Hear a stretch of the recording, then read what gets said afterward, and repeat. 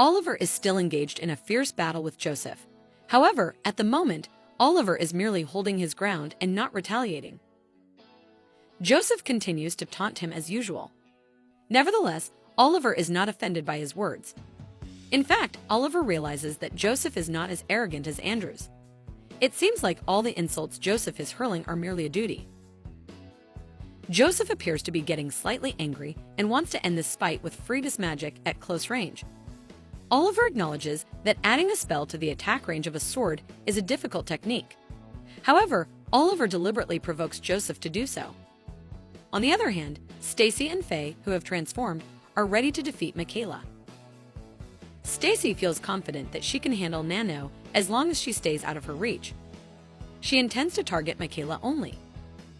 As Stacy gets closer, Michaela chants Tonitrus towards the ground. Stacy is not afraid because Faye's body can easily withstand lightning attacks. However, it turns out that her lightning magic spreads from the ground to Faye's body and then to Stacy's body. Stacy immediately collapses to the ground due to the attack.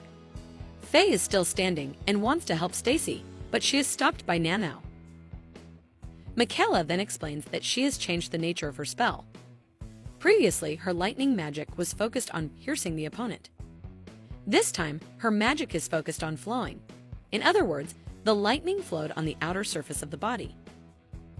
Michaela indeed intended to shock Stacy, not Faye. Shortly after that, Stacy manages to get back up and is ready to fight Michaela one-on-one.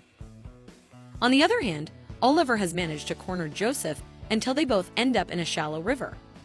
They continue to clash swords in very close quarters. Oliver admits that his combat skills are not on par with Joseph's, but he is confident in his endurance. Returning to Michaela, she notices that Stacy's swordsmanship has become sloppy since she started fighting without Faye. Joseph, who has been defending himself all this time, realizes that he will make the first mistake in this energy-draining battle. He throws Oliver to the left to create some distance, but Oliver manages to kick Joseph in the stomach by exploiting the blind spot in his robe. Without hesitation, Oliver incants Impetus, sending Joseph flying. Joseph, who lost his patience for the first time in this muddy river, is now disarmed, and he can no longer fight. Oliver wins the battle. Meanwhile, Michaela also manages to disarm Stacy and wins her battle. Stacy felt extremely frustrated for not being able to win. Faye, who had returned to her original form, tried to calm her mistress down.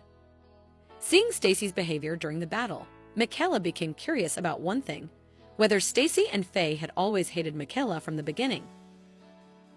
Faye replied that Michaela had actually done nothing wrong.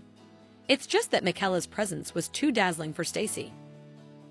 The existence of a branch clan is to be prepared when the main clan is destroyed.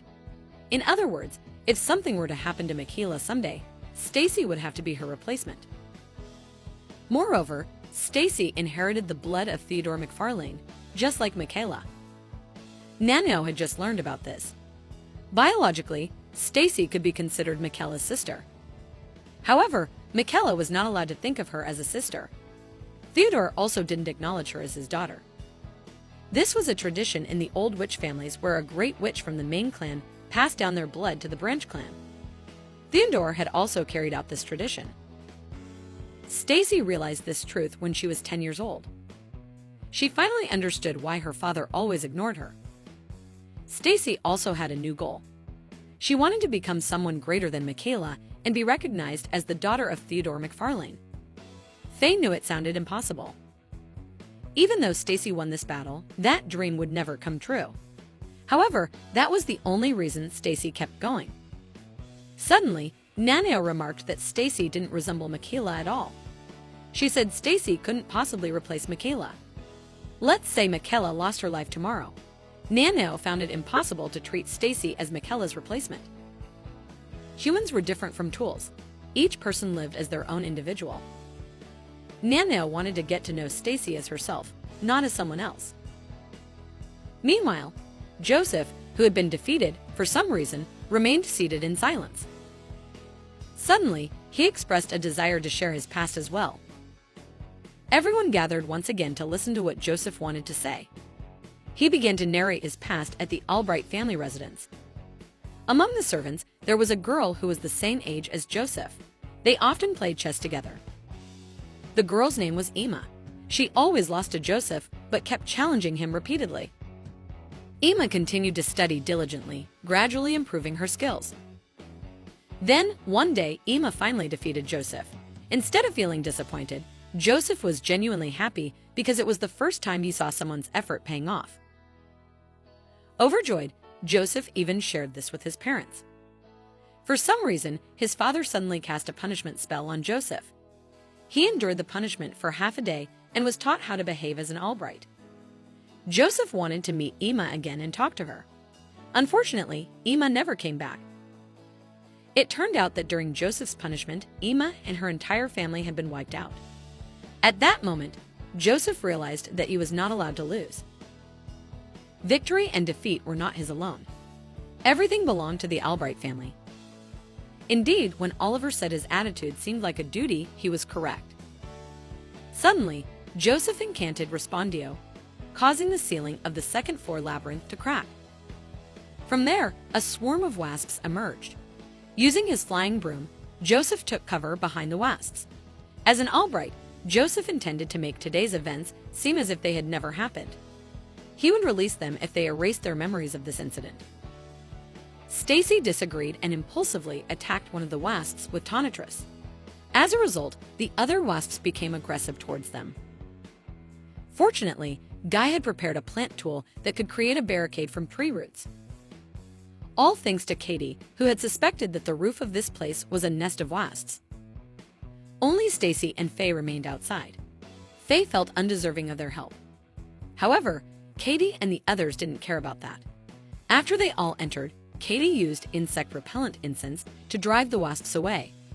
Unfortunately, the incense wouldn't last long.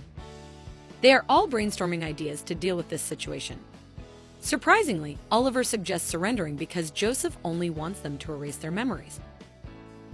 Nanao herself doesn't mind if it's Oliver's idea, but she is very determined to defeat Joseph. She feels sorry for Joseph for not being able to accept, acknowledge, and respect the people he mocks. Katie feels the same way. Unlike when they first entered, Katie now has the resolve to fight against injustice. Actually, they have a chance to win. However, Oliver warns that the gamble is risky. But they don't care about that. They didn't come here to be a burden to Oliver. After understanding their determination, Oliver apologizes and begins to explain his plan. After explaining his plan, Michaela suddenly suggests an idea. Michaela says this time she will use all her abilities. Shortly after that, the wasps that had initially moved away now swarmed toward the barricade. It turns out Katie used insect-repellent incense. Oliver asked them to hold on until the last second when the barricade is destroyed. Among them, Michaela is seen preparing a strange spell. Earlier, Michaela had informed them that she is half human and half elf. Pete had heard rumors that Theodore married an elf. This is the first time Michaela has shown her pointed ears to anyone other than her family. Returning to the present, Michaela's preparations are complete. As soon as the wasps break through the barricade, Michaela incants Magnus Tonitrus as a signal for the others to use Tonitrus as well. Magnus Tonitrus is a 2-line spell with tremendous offensive power. Normally, first-year students can't use it because of its heavy burden. However, that rule doesn't apply to elves. After most of the wasps had been defeated, Nanao went out to face Joseph alone. The remaining wasps couldn't match Nanao's prowess. Nanao managed to attack Joseph until he was on the ground. When Joseph turned his attention to the remaining wasps, Nanao immediately called him out. Nanao stated that in this battle, it was just the two of them. Win or lose, it all belonged to oneself. Joseph didn't expect Nanao to say that. He accepted her words and advanced without his wasps. It didn't take long for Joseph to be defeated, but this time he accepted his defeat. Meanwhile, Stacy asked why Michaela didn't use her elf powers during their fight earlier. Michaela replied that she didn't want to use them in a duel between first-year students. It wouldn't help her grow if she kept relying on her elf powers. Additionally, Michaela wanted to have a longer fight with Stacy. This was their first interaction since they were 12 years old. Michaela remembered that Stacy was skilled at crafting flowers using spells. Michaela even still had one of the crafts Stacy made back then. Although she couldn't call Stacy her sister, to Michaela, Stacy was like family living in a different house. Stacy, of course, felt embarrassed and delighted when she heard this. With that, they all decided to leave the labyrinth. Before they could begin their journey, they suddenly encountered magical monsters with tentacle-like body parts. The monster captured Joseph as he attempted to attack. When Oliver tried to save him, he realized that there was not just one monster. Whether they liked it or not, they had to choose to flee. While running, Faye and Pete were also captured. Upon reaching the surface, Oliver immediately reported the incident to the Student Council President, Godfrey. It turned out that this wasn't happening only to them. There were already 17 reported victims. They had also identified the cause based on the monster's appearance. According to Godfrey, Ophelia Salvadori was swallowed by a spell. Oliver remembered that Ophelia had warned him not to wander the labyrinth for the next few months. This was what she meant. Meanwhile, the captured students were now imprisoned by Ophelia in a certain location within the labyrinth.